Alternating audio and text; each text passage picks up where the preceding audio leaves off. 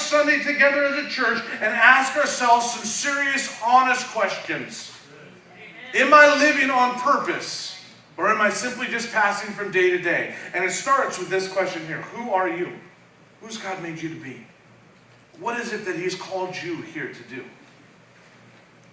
Well, there's a big difference as we find looking at Paul, the story of the Apostle Paul, as a backdrop for what it is that God was doing in our lives and in this church. Acts 9, 3-8, we find there's a big difference between being on a mission for God and being on mission with God.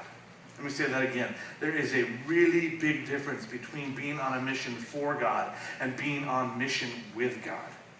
You see, Paul, while he's killing and arresting Christians, thought he was on mission with God.